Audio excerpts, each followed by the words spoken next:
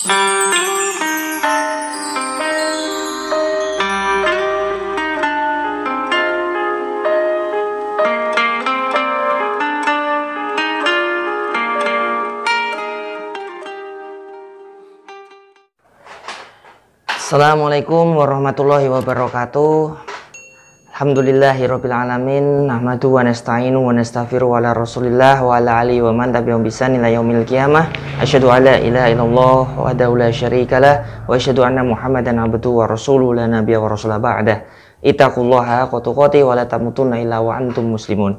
Alhamdulillah, teman-teman yang dirahmati Allah Subhanahu wa taala, bagaimana kabarnya? Alhamdulillah, moga-moga selalu diberikan kesehatan nggih. Kesehatan, kemudian rahmat dan ampunan Allah Subhanahu wa taala tentunya. Hari ini kita edisi yang sedikit berbeda, yakni kita akan membahas tentang berbagai macam penipuan-penipuan online.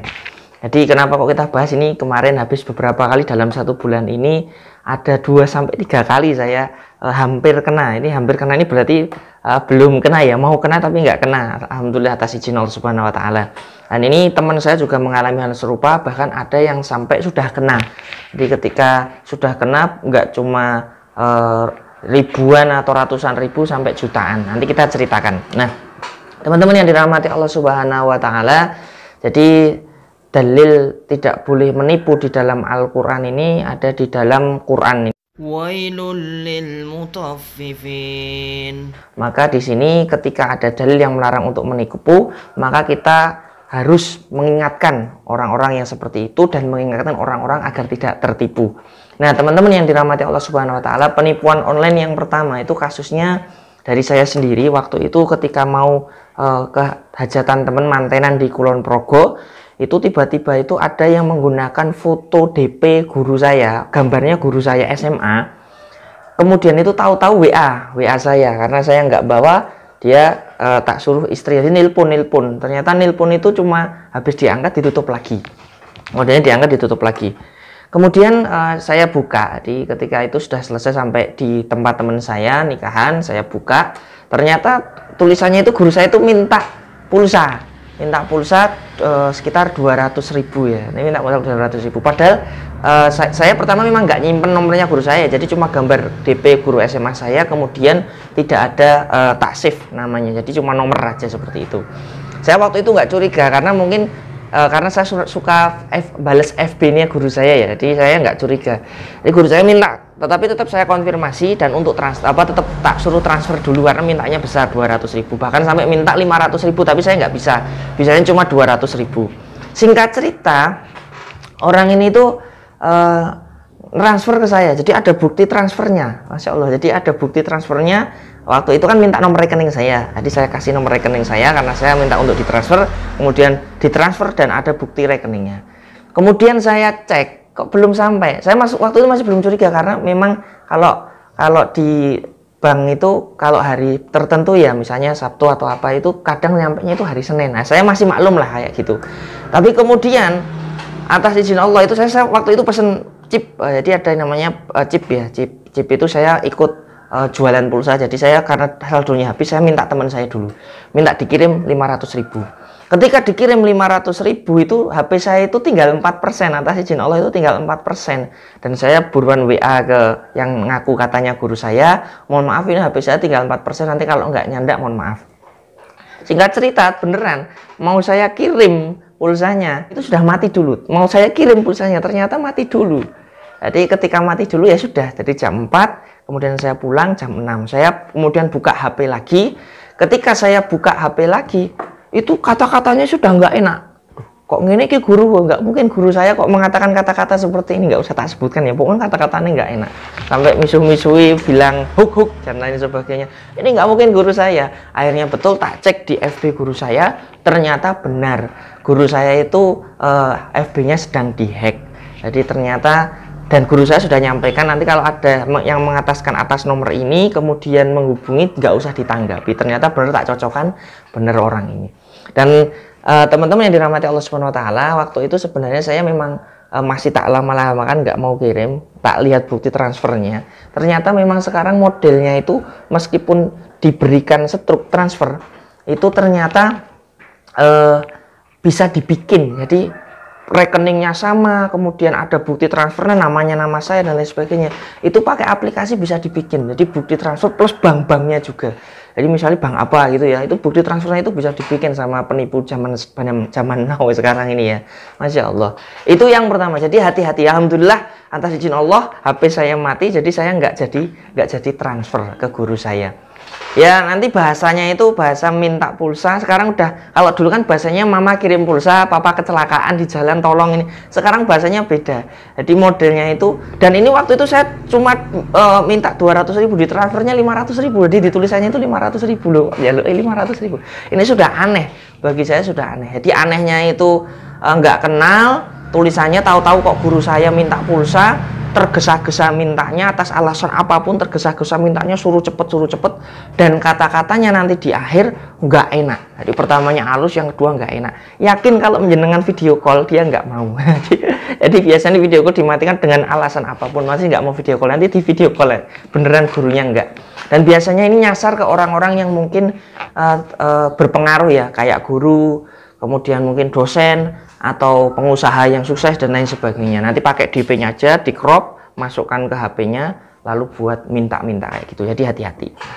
Nah, teman-teman yang dirahmati Allah Subhanahu wa taala, yang kedua, yakni penipuan yang marak, yakni bobol M-banking. Nah, ini hati-hati, ini penting ya, bobol M-banking. Caranya gimana? Caranya lewat aplikasi. Jadi ada orang yang WA kita, itu WA-nya random ya.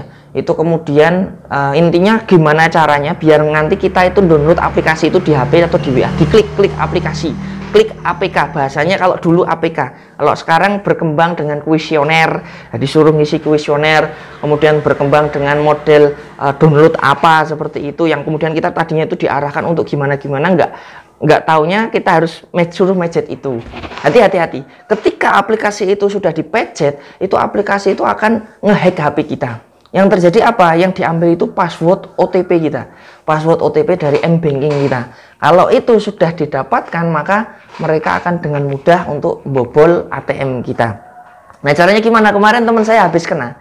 Jadi teman saya itu habis cerita, katanya itu ya tadi ya, penipuan ini sebenarnya sudah menyebar, sudah teman saya sudah tahu, tapi ya itu tadi karena mungkin dilayani dan lain sebagainya, keklik.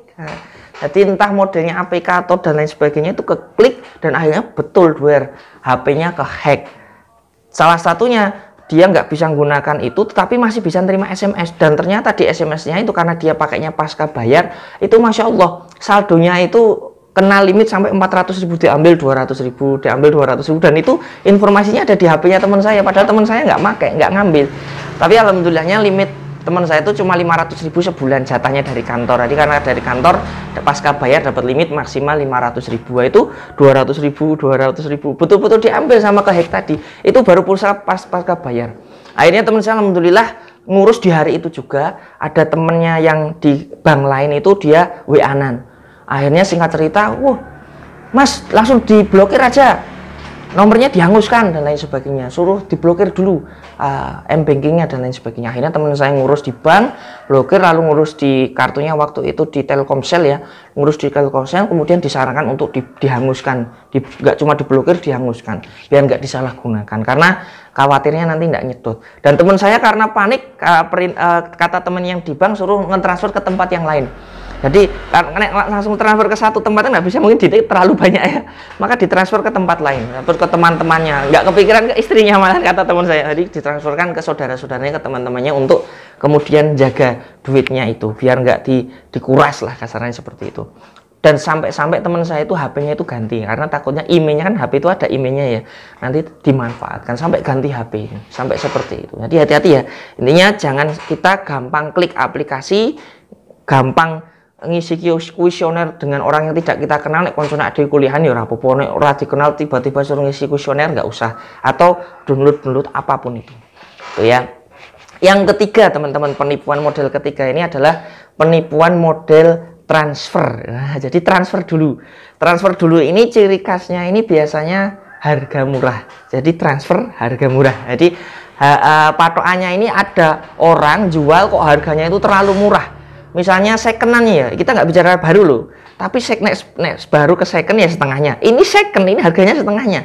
Misalnya contoh, di waktu itu di HP Fold itu Fold 3 itu waktu saya lihat itu sekenanya itu rata-rata di atas 10 juta lah, 10 juta. Normalnya di atas 13 juta. Kalau 10 juta itu biasanya ada minus-minus lah. Entah tompel kecil, entah suaranya nggak bunyi, dan lain sebagainya. Tapi biasanya rata-rata di atas 13 juta. Lah ini kok jual di harga 7 jutaan.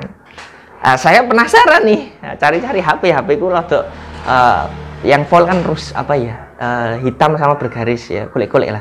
Dapat yang 7,3 juta ini, saya coba-coba ya, saya nggak yakin ini bener apa enggak lah, tapi yang penting tak coba dulu. Saya WA, ketika saya WA tulisannya kan di Bantul dia memasarkannya, ternyata ketika saya WA ini saya paham ini, saya tanya ini tempatnya di mana, bisa nggak saya lihat? Jadi saya pengen lihat dulu. Oh mas saya di luar kota. Wah jadi nek wis ngomong di luar kota, yakin penipuan, jangan mau, langsung blacklist, langsung blokir. Kenapa? Nanti akhirnya jenengan suruh transfer mesti. Jadi nanti mas ini kalau bisa jenengan transfer dulu, nanti mesti kayak gitu, transfer dulu. Dan kita jangan tergiur dengan harga murah dan disuruh transfer. Aduh nanti. Jadi jangan tertipu dengan harga murah lalu suruh transfer.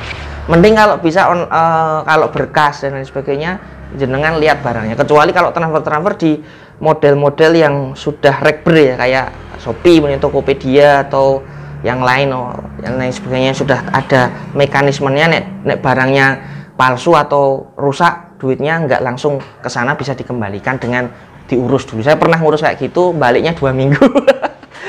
Saya gitu baliknya 2 minggu karena kesalahan pengiriman. Itu yang ketiga.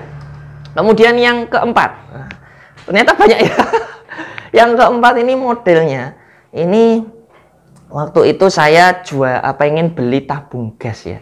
Jadi beli tabung gas, rata-rata harganya sekitar ya kaceknya 10.000 lah dari harga pasarannya. Mikir saya ya masih logika lah, kacek kok cuma 10.000. Lah ternyata ketika saya WA, ternyata disuruh ngisi macem-macem dan lain sebagainya. Dan singkat cerita itu di buku notanya itu ada namanya, buku nota atau surat jalannya itu di bawahnya itu ada tulisan untuk ACC kerjasama dan lain sebagainya, itu ada tulisan 600.000 berapa, 675.000 atau berapa. Nah saya cuma pengen beli tabung gas, biasanya diantar ke rumah saya kok ndadak tetek bengek. Di bawahnya itu yang saya kok ada ACC untuk kerjasama ada 675.000. Saya khawatirnya nanti ndak habis dari sini suruh bayar biaya kerjasama 675.000. Maka saya bilang, mas ngapunten sangat, ini kelihatannya ribet, mohon maaf sekali, saya nggak jadi saya batalkan. Kemudian nomornya saya blokir, nanti doyak-oyak tuh karena sudah pesen dan lain sebagainya. Jadi kalau yang aneh-aneh itu, yang ribet-ribet dengan patokan harga murah, jangan, apalagi suruh transfer, jangan mau, jangan tergiur untuk transfer tangan dan lain sebagainya. Dan ingat teman-teman, sekarang itu nota transfer itu bisa dipalsu, bisa dibikin pakai aplikasi. Jadi jangan sampai kita tertipu dengan itu. Kita buktinya ya dari bank. Kalau ibu saya dulu pernah juga ketipu. Jadi modelnya ibu saya itu rumahnya yang di Gombong itu mau dikontrakkan, kemudian ada yang mau ngontrak dan katanya sudah transfer DP. Dicek sama ibu saya, ibu saya kan dulunya orang banking, ya tahu lah ini nggak sampai pak, gini. Ya biasanya 1-2 hari, ya kita tunggu dulu pak. Ditunggu ya nggak nyampe, akhirnya dia muring-muring sampai datang ke rumah ibu. Tapi ibu waktu itu belum di kosnya, ibu kan baru di Wonosobo, itu yang dikontrakkan rumah Gombong. Singkat cerita dia datang ke situ, masya Allah, nyasak motor, jadi nyuri motor. Jadi motornya Pak D saya itu dicuri. Jadi dengan alasan mungkin bukti transfer, dia bisa datang ke rumah. Dan hati-hati ketika jenengan lengah, mungkin ada yang bisa diambil HP-nya, motornya, sepedanya dan lain sebagainya. Pokoknya hati-hati dengan penipuan-penipuan yang nanti pakainya bukti transfer yang kita nggak bisa ngelak lah. Ini mana, maksudnya buktinya mana, belum sampai ke saya, maka tunggu, disuruh nunggu. Nek misal dia nekat, suruh nunggu. Nek sampai ke rumah kita, betul-betul hati-hati, difoto rupanya, jangan lupa difoto wajahnya. Jadi kalau sampai mampir ke rumah kita, foto wajahnya. Saya tuh pernah beberapa kali ada penipuan seperti itu, salah satunya penipuan sales ya. Jadi sales datang, cak-cek ibu mertua saya. Waktu itu nggak ada siapa-siapa, yang diincar itu orang-orang tua. Dicak-cek, ternyata cocok sama penyakitnya ibu saya. Akhirnya dikasih obatnya harganya 1.500.000. Dan ibu saya mertua itu kok gelem, padahal orang nggak punya, tapi kok mau mengeluarkan duit. Waktu itu nyicil 900.000. Akhirnya saya diundang betulan tak jak bicara mbaknya gini-gini dan lain sebagainya. Ternyata betul, ini model yang ternyata mbak saya di rumah sini daerah Nitiprain ada habis yang kena kayak gitu. Dan ternyata tetangganya itu juga ada habis yang kena kayak gitu. Mbaknya tak suruh mbak ikut saya ke tempat Pak Dukuh. Mbaknya itu akhirnya ketika mau ke tempat Pak Dukuh mbaknya melintir, melayu. Tak tuh tak video. Tapi nggak tak sebarkan ya, sudahlah, memang untuk jadi pelajaran saja. Jadi yang seperti itu hati-hati, jangan sampai orang tua kita mungkin sendirian kedatangan sales, suruh orang tua kita ditolak bu, kalau nggak ada kita jangan ditolak. Masa obat tok saya telu satu ya itu mangatus karo terapi nih. Akhirnya waktu itu kita bilang yang 900 nggak bisa kembali, wong kita njaluk kembali kok 900.000 nggak kembali, dan obatnya antik, nanti ada ditutup. Cara pemakaiannya itu ditutup plester itu loh.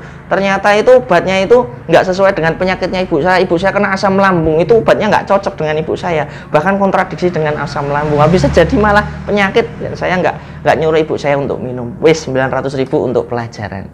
Oke, demikian teman-teman sedikit informasi yang biasa saya sampaikan. Semoga bermanfaat bagi kita semuanya, khususnya bagi saya sendiri, dan semoga kita bisa lebih hati-hati kalau transaksi online ataupun ada sales datang ataupun dengan nota-nota itu ya. Jadi hati-hati. Demikian, wabillahi taufiq wal hidayah. Aku qouli hada wastaghfirullahalazim. Andi Air, channel manfaat, manfaatkan hidupmu, hidupkan manfaatmu. Assalamualaikum warahmatullahi wabarakatuh.